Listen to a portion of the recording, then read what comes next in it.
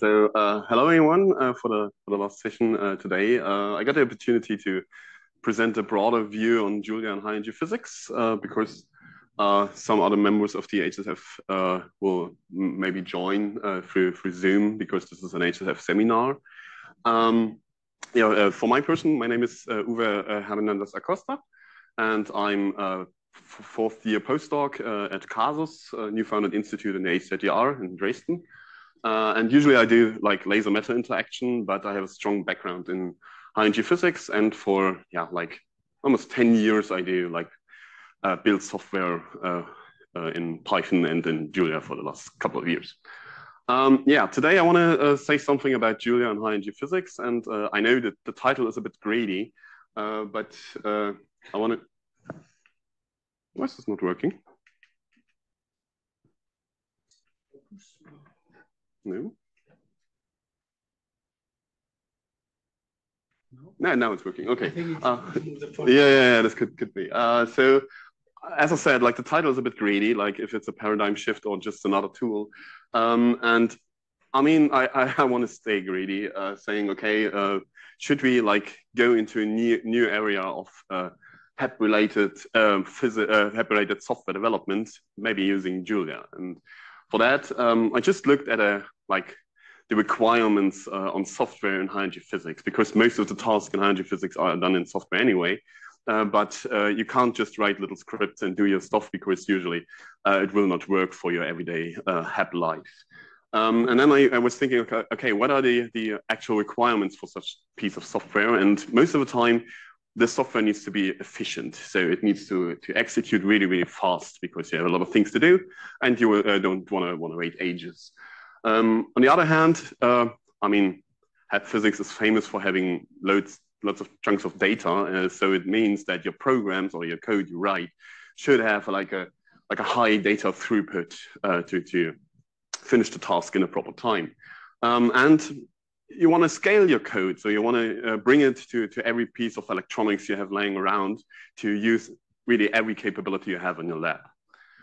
On the other hand, code is not writing itself, so you have a lot of developers working on these types of code. So when you have a code base in high energy physics, usually you want to have it like developer friendly, which means that you want to have quick bug fixes if something is broken.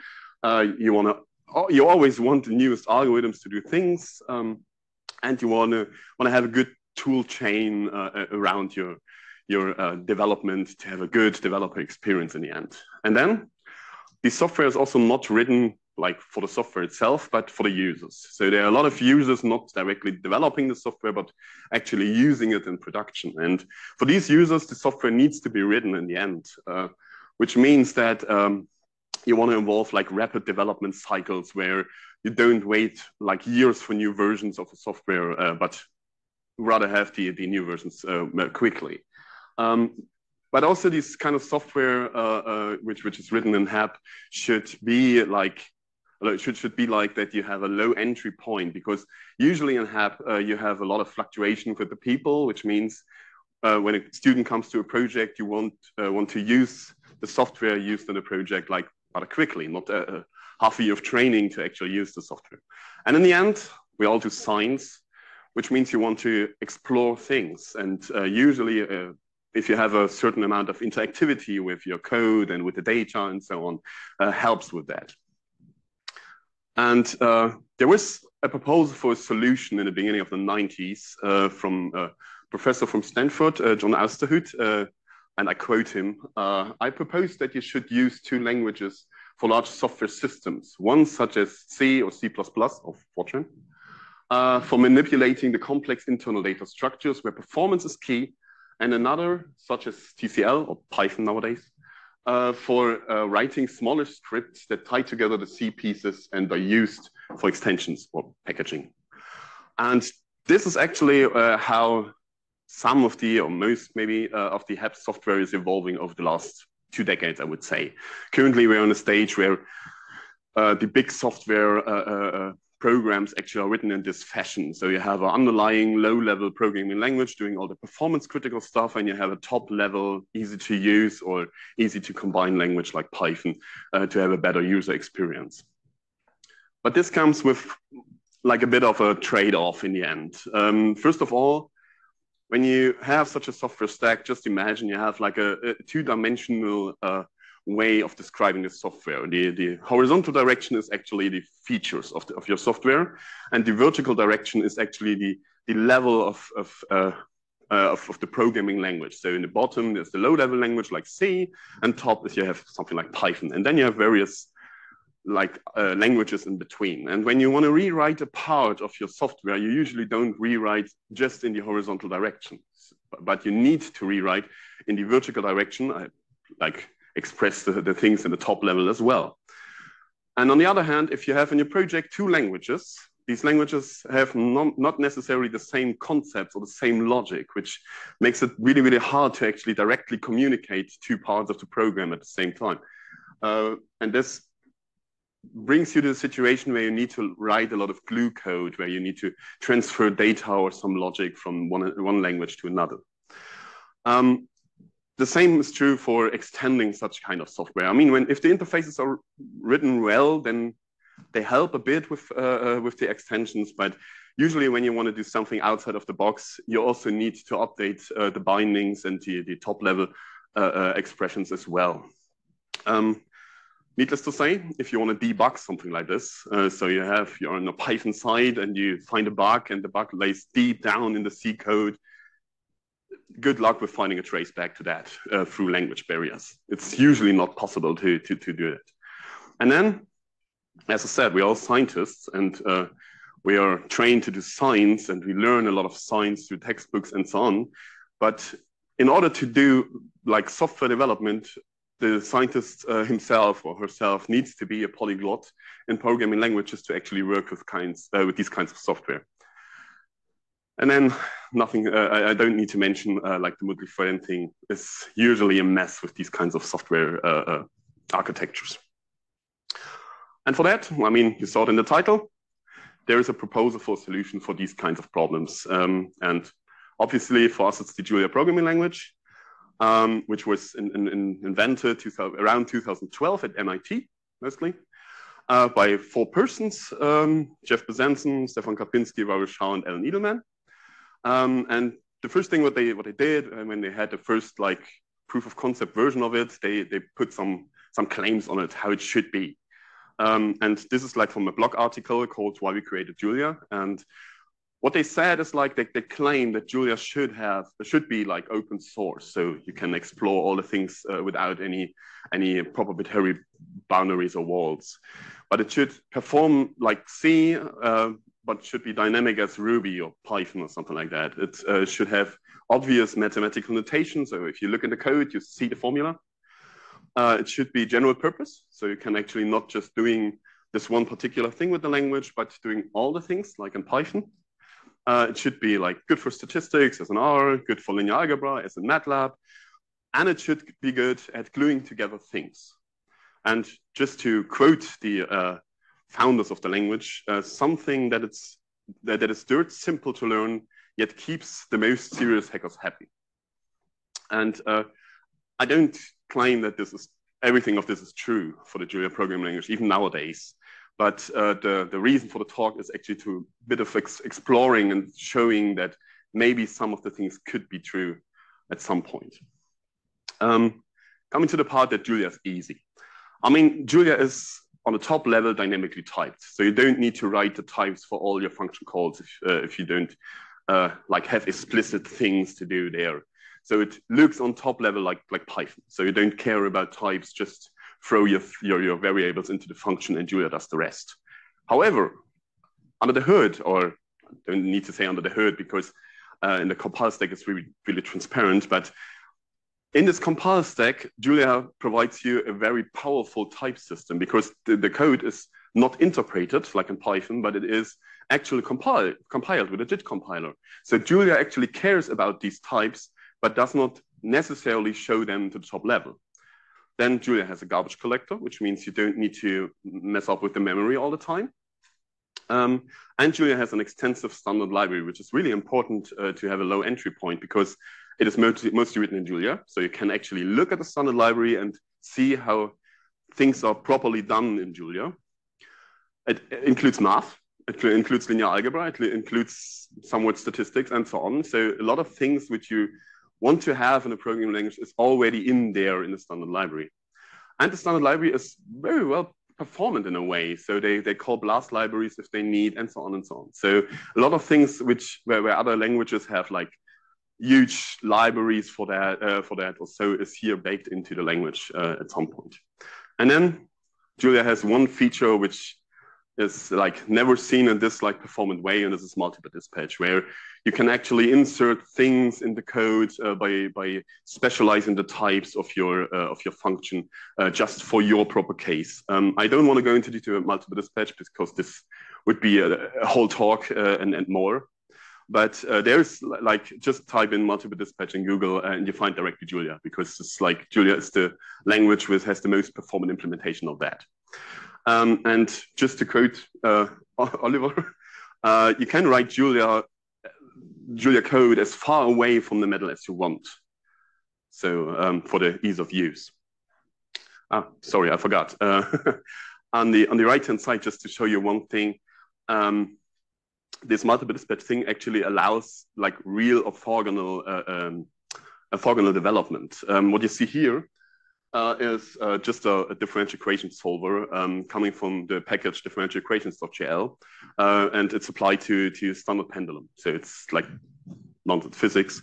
And it does it quite well, and everything is fine. And in the end, you get a plot of a sine wave, so standard. But there's another package called measurements, because usually if you have the gravitational constant there, it is not like measured precisely, but you have an uncertainty of the number. And with this measurements.jl, with the package, you can just like overload the number type in a way that it does not carry only the value, but also the uncertainty of the value. And then you can propagate this thing through the whole code, and then goes down to the plots and is translated into an error bar like shown here. But the thing is not that this is possible. This is possible in almost every language which can solve differential equations. But the thing is that these two packages, like differential equations.jl and measurements.jl, they don't know each other. They are not dependent onto each other. They're completely independent developer teams working on these two packages. The only thing what they agree on is the type system of Julia. And this is actually working like magically at most of the time if you write like good Julia code trusting to the type system. Okay, another claim what usually you hear about Julia is fast. And I need to phrase it again. Julia is not interpreted. Julia is just ahead of time compiled. So if you write some functions in Julia, you actually get machine code you work with. It is empowered from the LLVM and Clang compiler. It has statically sized arrays, so you can like manage stack allocations and heap allocations, which speeds up the calculations tremendously if you can use them, which was shown in the talks in this workshop several times. Then you have like built-in vector and matrix types, which helps you to provide like instruction level vectorization friendly code and so on. And then you can do, using multi-bit dispatch again, you can insert your specialized algorithm for a given set of types for a particular function. And the fun part about this is that you don't need to own this function. This function can live somewhere in some package. You just load the package and say, okay, overload this function here. And then it uses the most specialized version, which means multi-bit dispatch can actually allows you to arbitrarily optimize your code in the algorithmic level. And then you can use compiler reflections if you want. And last but not least, the multi-threading capabilities of Julia are baked into the language by supporting native threads. I don't want to go too much into detail with that, but there were several blog articles talking about how Julia managed threads and multi-threading. And to say it in a similar way as the ease of use, you can write Julia code as close to the metal as you want. So at the same time, as close to the metal, but also as far from the metal as the user wishes. And just to show you a bit of the performance from Julia on a general perspective, on a single node, single thread perspective, here in the top plot, you see like the CPU performance on standard tasks in a programming language, like, I don't know, printing to file or something like that. And I don't know if you see the colors, but most of the time, Julia keeps up with the C code, with the respective C code. So Julia does not introduce too much overhead to the respective C code, and it outperforms the Python code most of the time. But not only on CPU, you can also switch to GPU by using some packages like CUDA.jl, which expresses the most of the CUDA API to Julia. And here, this was done in this paper here. They actually ported the Rodinia benchmarks, which is used by NVIDIA to benchmark their graphics cards. And they ported them directly to Julia. So it's fully written in Julia, the code for that. And as you see in a geometric mean, it is like 0.5% off from the actual comparison to CUDA C code. So the optimized CUDA C code. Okay, coming a bit or going a bit away from the code itself, but going a bit more to the tooling and the developer experience in Julia. I mean, Julia, at this point, Julia does nothing completely new. They did not reinvented something, but they just collected good things to make the language like it is. And on top of that, they produced like a really, really modern language. So you have in the language itself, you have like a packaging system where you can build your package by providing a certain structure. And everything which is metadata for your package is actually stored in one file called the project TOML. The Python guys maybe can relate. And in this project TOML, every dependency is written and so on and so on. And then in the middle, you have the pkg.jl, which is the package manager, which is provided by the language itself. And this, I need to say, is one of the best implementations of a package manager you can have, because this package manager is able to always find for all the dependencies and all the sub-dependencies and sub-sub-dependencies the highest version numbers which can work together. And this is really, really awesome. And it does, and this package manager does it in seconds. So not waiting for resolving of the dependency tree for like minutes or so, but does it in seconds, even if you have hundreds of dependencies. Then in Julia, you have like the testing framework, which is test.jl, and it flawlessly integrates with the package manager. So you can use it in the CI like really, really easy. It's just one function call to run the tests. And on top of that, you have a documenter in Julia, which is also baked into the package system itself, where you can like easily build some documentations on top of that. So you don't need like separate tools from separate sources. Everything is like done directly using Julia and the language itself. And last but not least, if people hear about Julia, usually they say that there's not a mature ecosystem or something like that. And I mean, at some point this might be true, but the ecosystem is growing. So now we have like over 10,000 packages registered in Julia in the registry, and they serve packages for all the tasks you can imagine having in your everyday life using the language, like visualization. I mean, Mackie is one of the best plotting ecosystem you can wish of. But you also have like data related stuff and statistics, where you have whole GitHub organizations providing stuff with that. You have the machine learning part. Needless to say, the AutoDiff part of Julia is one of the best out there. So there's not much which can perform better than these kinds of AutoDiff libraries, but also like putting together custom networks or neural nets for machine learning is really, really good, supported in Julia. But on top of that, you also have like these notebooks, you know, from Python. I mean, Jupyter, and the Ju is for Julia. So obviously Julia supports it. But there's also like other takes on notebooks, like in the Pluto notebooks, where you have like synchronized execution of your cells, and HTML support directly in the cells. You have live helping and so on and so on in a live package manager. All the things here you wish to have in Jupyter at some point. I already showed you like the GPU support, and besides CUDA.jl, there's also support for AMD GPUs, Intel GPUs via one API, and Metal, so for Apple Silicon. And if you don't want to bound your code to a specific vendor, there's also a library called kernel abstractions, where they use multiple dispatch to actually give you an abstraction layer to write kernels in a fashion that it can be translated to all of these backends. And then the gluing together part again, the interoperability in Julia is really, really, really good. There is a package for a lot of languages which are flying around and have like Python, MATLAB, C++, obviously, R, and so on and so on. Okay, now I showed you how awesome Julia is in a general perspective, but I also want to go a bit through the drawbacks of Julia. So what is actually not that good yet in Julia? And for that, I just provide a list because I don't want to give a talk on drawbacks of Julia. But at some point, some of the tooling, like the formatter or linter or something like that, usually in other languages are like matured over years and decades.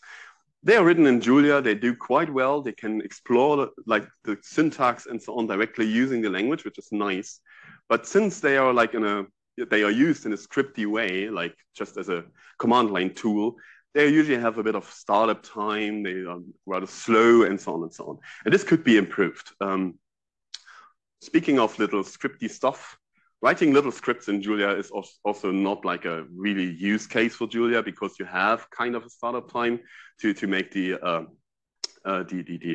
runtime of Julia running. So if you write like little scripts, maybe it's better to use Shell or Python or so. But I need to say this improves more and more because now you can like easily build binaries out of these kinds of things and pre-compile a lot of things, which makes like the startup time a bit less. Speaking about the startup time itself, this is this whole thing where the rumors come up like years ago that Julia is really nice and good, but I need to wait like 20, 40 seconds for my first plot. And this was true, definitely. So years ago when Julia 1.0 came out, you wait approximately between 20 and 40 seconds for plots to actually just load. And then again, a couple of seconds to actually produce the first plot. But nowadays, since all the binary building, all the caching, all the pre-compilation is addressed by the actual maintainers of the language and bigger groups of people, they are really aware of that and they make a really, really good progress. Just to give you like an example, I said like 20 to 40 seconds for using plots with Julia 1.0. And now we are at 1.11 and it takes approximately 2 seconds on a standard computer. So it improves by margins in this case. There's actually one point which is not so easy to solve. And maybe this is a philosophical one, but Julia is actually, as I said, empowered by the LLVM, but also bounded to the LLVM and also bounded to the compiler cloud, which means that you can't easily switch to, I don't know, GCC or something like that, and not to like NLIR or something like that. And this could be a problem at some point, depending on what level you want to introspect in your code. But this also comes with the thing that there's not much movement in standardizing the internals of the compiler. There's actually huge discussions doing that, but this kind of vendor lock actually makes it obsolete to have a standard in the compiler. But for some people, this might be a problem.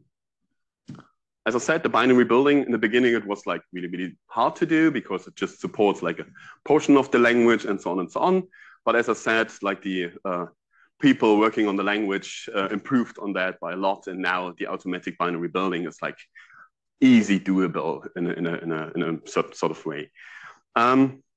Same for the calling Julia from another language, so calling Julia in C++ or calling Julia in Python. Back in the days, it was a bit cumbersome to do that, but this also improved a lot over the last couple of years. And I need to say 1.11, the version of Julia, is actually the version you can actually use all these kinds of things quite easily.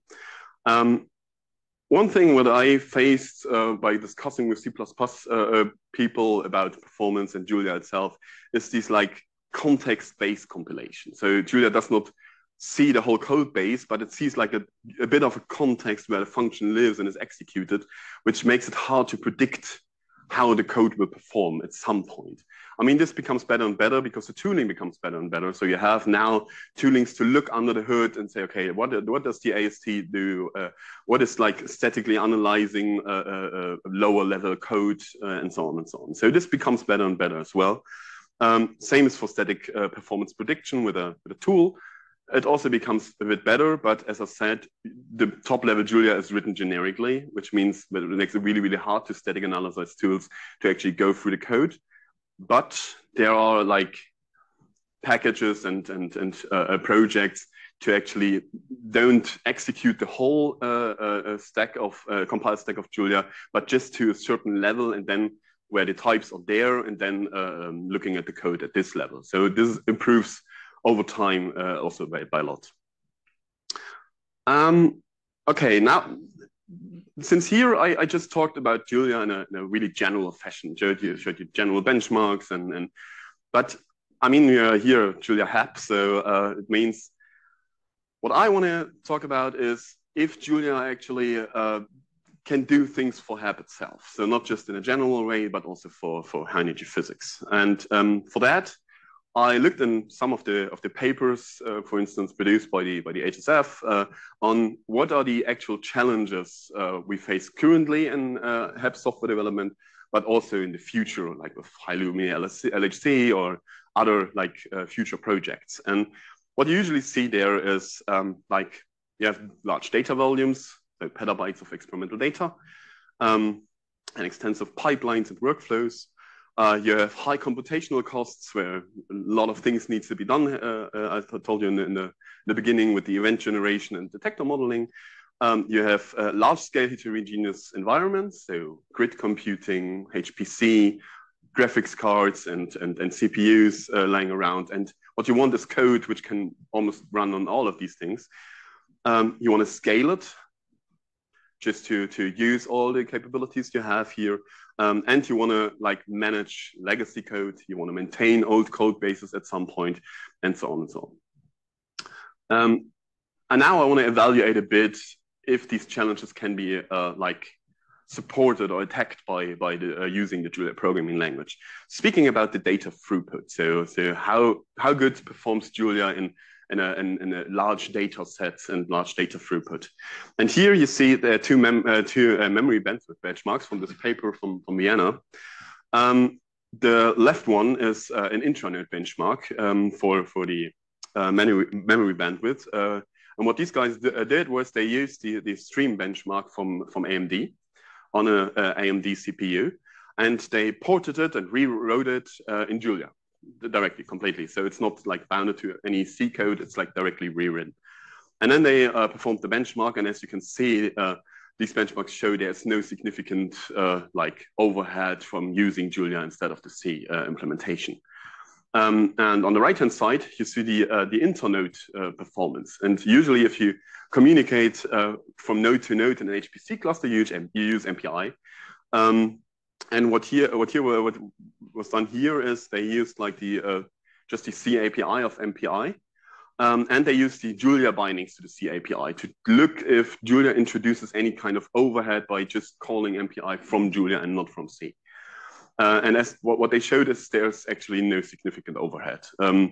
I mean, there's one outlier from Julia 0.7. I mean, the authors actually said that they actually don't know where it comes from, but as I said, use 1.11, everything is fine. This actually is not the case anymore.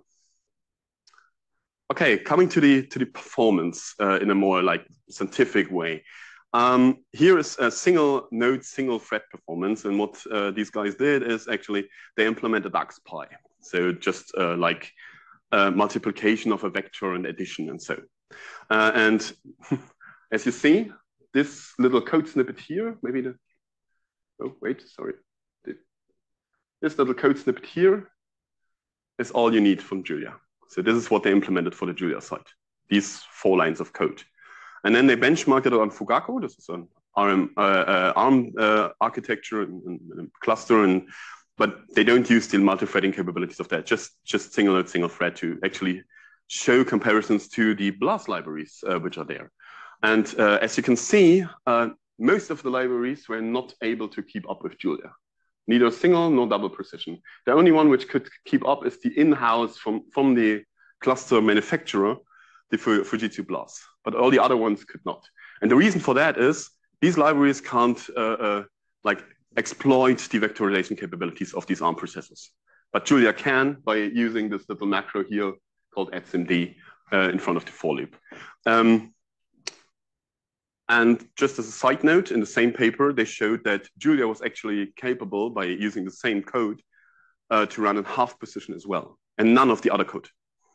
So this is actually also one of the benefits doing these kinds of things. You can introduce new types to the thing, and Julia can easily adopt them. Okay, and then Julia on scale. I need to show you our poster boy in a way.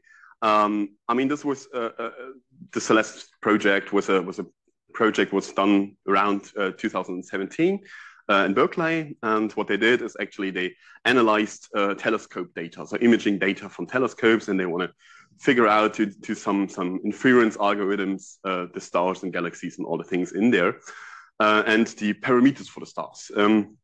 And what they did is actually they loaded a whole chunk of data, like 178 terabytes of data in memory. And then they run one code base written in Julia over this data in one chunk. So it's one thing, and they inferred like approximately 2 times 10 to the 8 stars, the parameters of that. And they done this in 15 minutes, roundabout. And during this 15 minutes, they utilized like 1.3 million threads over 9,300 nodes on 650,000 Intel Xeon Phi cores.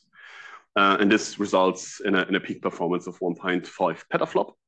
And this means Julia is one of the 4 languages in the so-called petaflop club, which is a group of languages where you are able to write software which can perform on a petaflop. The others are C, C++, and Fortran. Okay, the last thing I want to show you in this section is the interoperability and the legacy code part. I mean, as I said, Julia is really good at calling foreign code or using foreign code from other languages directly in Julia. But sometimes you need to do a bit of work. For instance, if you want to wrap C++ code, which is actually a use case for high energy physics, a big use case, then you need to write like kind of headers for the bindings, and then you need to bind it using CXX-rep.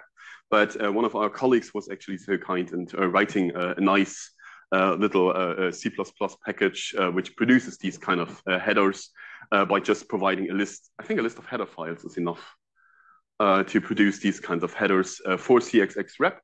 And then you can semi-automatically produce or automatically produce these kinds of bindings, and you can use the capabilities from the Julia side.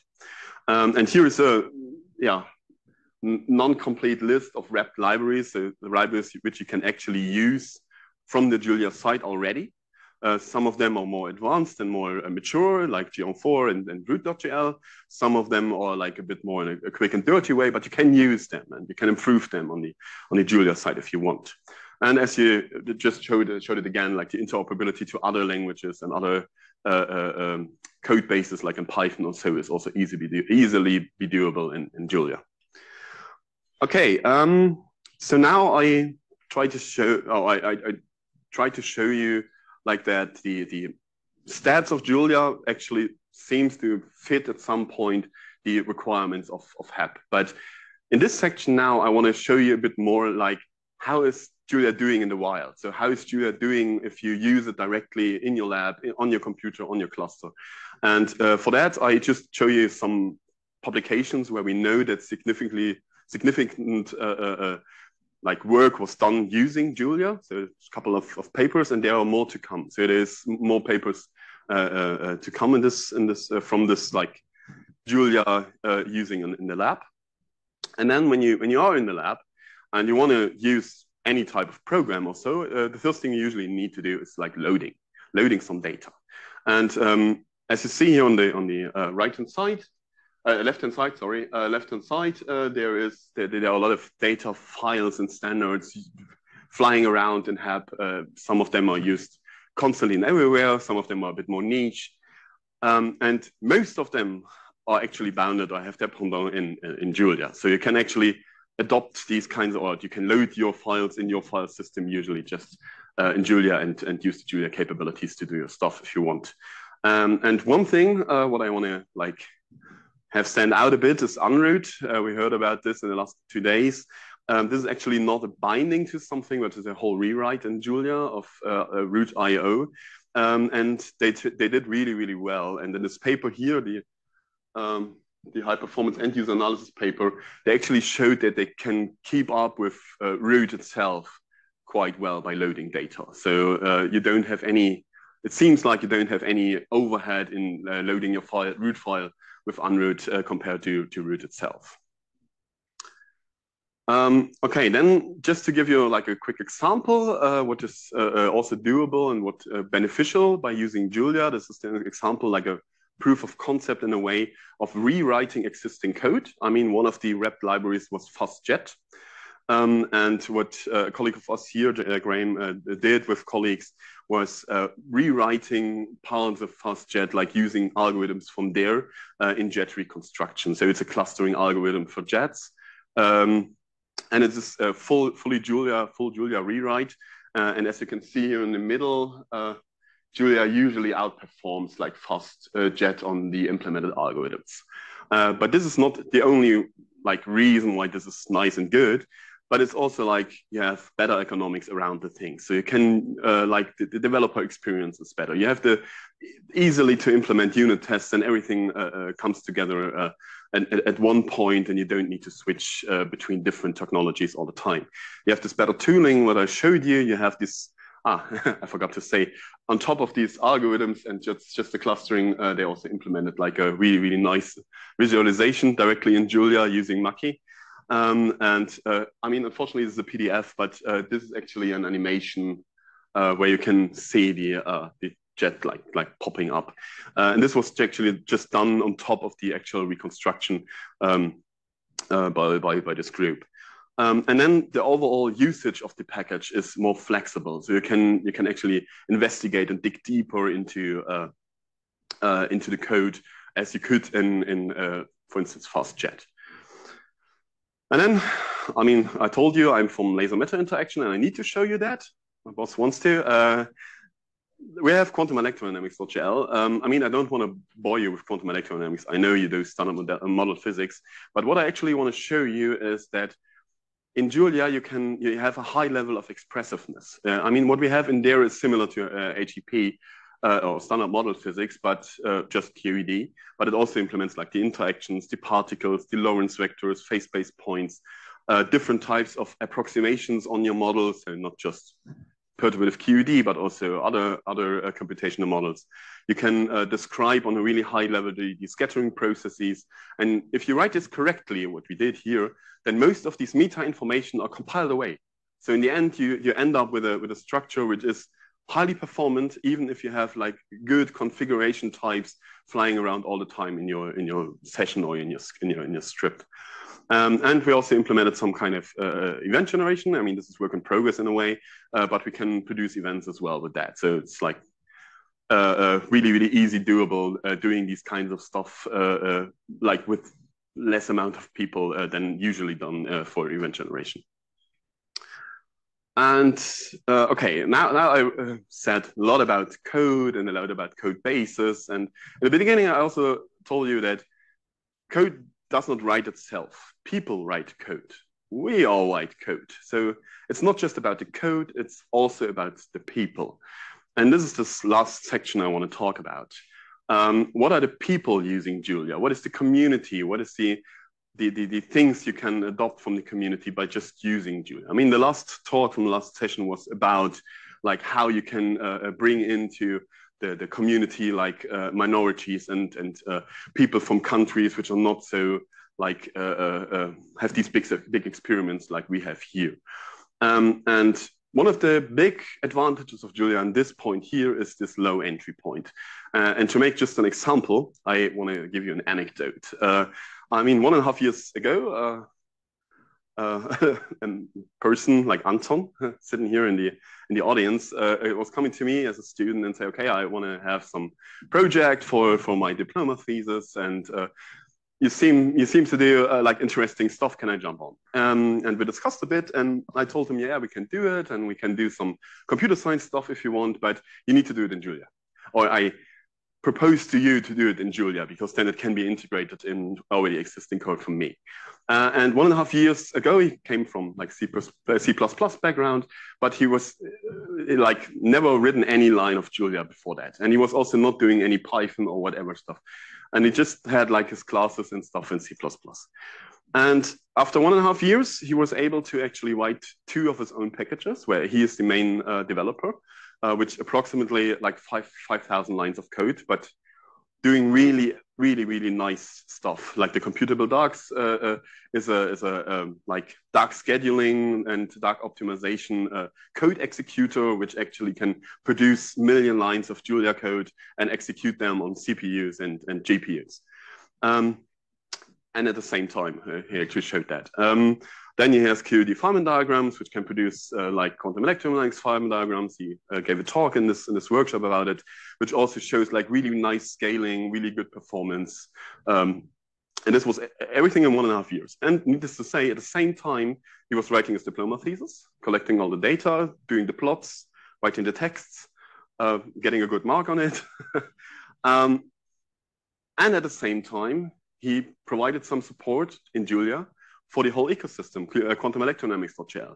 And I counted the numbers. It is approximately 20,000 lines of code he actually provided there, like deleting a lot of stuff, rewriting a lot of stuff, but actually was really active in producing code for the actual package ecosystem.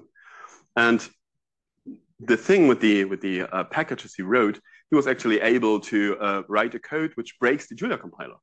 And at this mature level, it is not easy to do that. And he actually filed an issue to the Julia programming language, which was solved in 3 days and even backported, I think, 2 or 3 versions of Julia. And to do this, you need to be like really advanced in the language. And all of these things were done in 1.5 years without a single line of Julia before.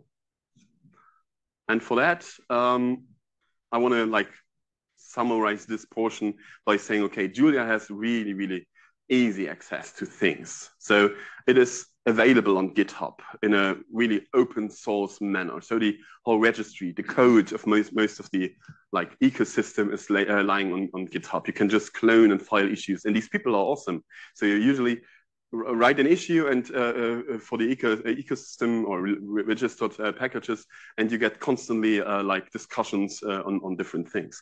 And there's also like just a little side note, there's a project called PKG Eval, .jl, where they test single packages against the whole ecosystem. And when you, for instance, file a bug in some like language near packages, and say, okay, here in my code, this type of thing does real things, then they put it on a list. And if they fix this bug, they actually run PKG Eval on that, and then filing back the solution to your project and opening for you the pull request on fixing your thing. So this is the like kind of supportiveness and kindness of the Julia community. Then, needless to say, the community is really, really friendly. People constantly talking about various things about the language and implementations. And they have a lot of communication channels like Slack. And you can find YouTube tutorials and videos there. There's a discourse forum. There's a Zulip if you want to chat with people. There's a forum reading blogs. And there's X to complain about Julia if you want. And then, I mean, we are Julia Hub. This is like the community effort from us. I mean, this is like a working group founded around the year 2002. You can't say when it like actually started because there were discussions back to 2018, I think, some PyCon. What we do, among other things, is like this workshop, which is currently taking place here at CERN. It's the 2nd edition of the workshop. The first one was in Erlangen, and it does quite well. I mean, last year we had, I don't know, 50, 60 people or so. This year we have 150 registrants. And what we also do is like doing monthly community calls where we invite people from the Julia community or Julia ecosystem, showing us their progress with Julia or their packages and something like that. But we also do some kind of monitoring and supporting HEP-related software directly by this organization we have on GitHub, And then we have also like tutorial material, which is already used by other groups designing their workshops on Julia. And we have example projects and so on. And a couple of years ago, we also wrote a paper on the potential of Julia programming language in high energy physics. And with that, I come back to the actual greedy claim in the beginning. If Julia or introducing Julia to HAP would be a paradigm shift, or if it's just another tool like in the already crowded tool chain in HAP. And for that, I want to bring you a bit more of a balanced perspective. I mean, I know that there will never be like a big rewrite. So this is also what I don't want, because we don't have the manpower and maybe Julia is not suited for every corner case we don't know yet. But as I tried to show you is that Julia could be or is, in my opinion, a competitive contender in the whole HAP software game. And you can usually write a wrapper on existing code, use it from the Julia side, just like benefit from the whole ecosystem and all the like user and developer experience. And then just in your little side project, in the next little side project, just try to use it, or allowing a student to do so. And then making like new features ready in Julia, because this can be easily done in an afternoon sometimes. Which is not doable in the C code base maybe. And then you can try to, okay, I find a bug there, or I find that some usage is a bit clunky, which means you can incrementally rewrite portions of the wrapped code if you want. You don't need to, but you could in principle, and you could benefit at some point, maybe, if your use case is ready for that. And did I mention that all the things could run on GPU as well? And with that, I thank you for your attention.